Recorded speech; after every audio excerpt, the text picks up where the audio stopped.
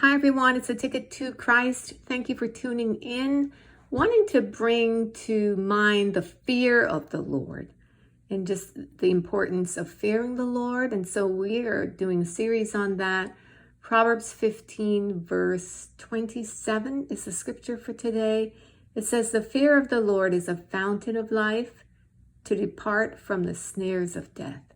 So this is a short but punchy scripture. And before we pack it down, I guess let's talk about this a little bit. Now, a lot of people say they love the Lord, but there aren't a lot of people walking around saying that they fear the Lord. What do you think it means to fear the Lord? The Bible commands that we fear the Lord. What does that mean? Do you think it means to be afraid of God?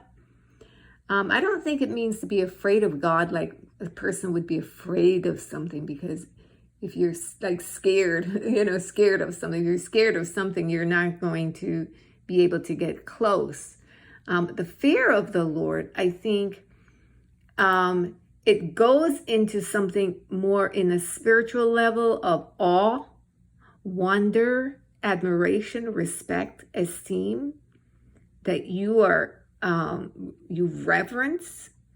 But I think as well, it goes to a point of fear, that you feel you're trembling with fear, right? That there is this a veneration, a sacred fear of God, because you understand his power, that he is powerful, that he loves you, but he is God, and you understand what it means to serve a holy God.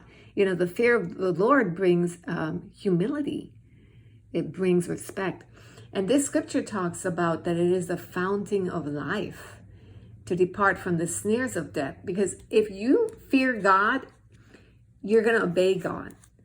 You're going to take what he says to do seriously. The fear of God produces in you obedience.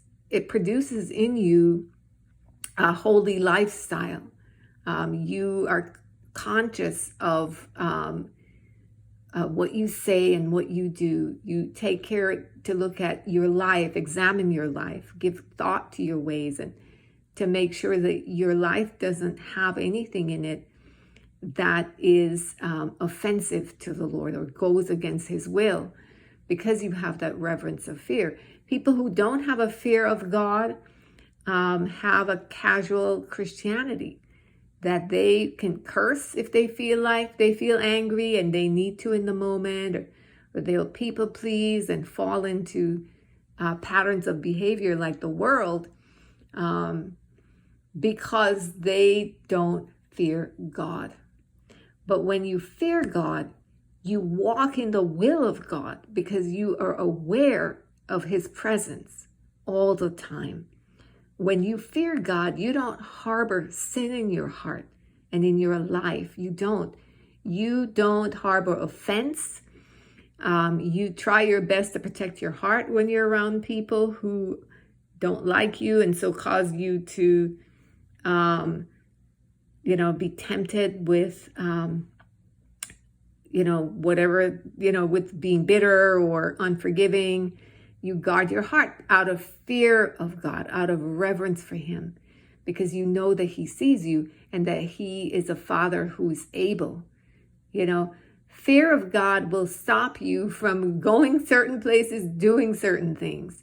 And it really is critical, if you're a Christian, to walk in a reverence and a fear of the Lord. And if you don't understand what it is, this is a good thing to study out. And to really, there are many studies on it. There are people who have great sermons on it. But I have noticed in my Christian walk that people who don't have a fear of God are the ones who you often see them practicing a compromised Christianity, whereby they will live a lukewarm life and think nothing of it.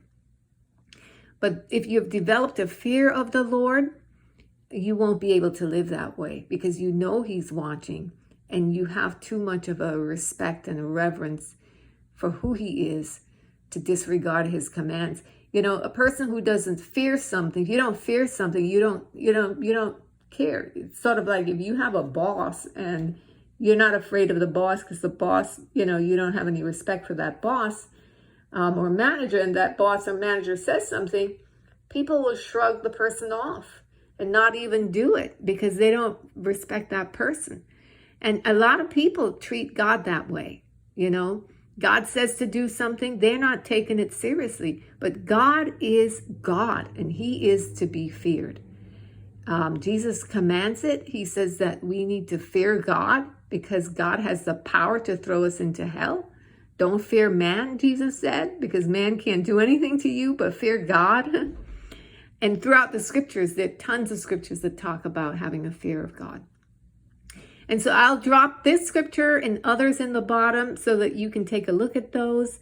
And, it really is worth really examining your life for the fear of the Lord and making sure that you're walking in fear of the Lord.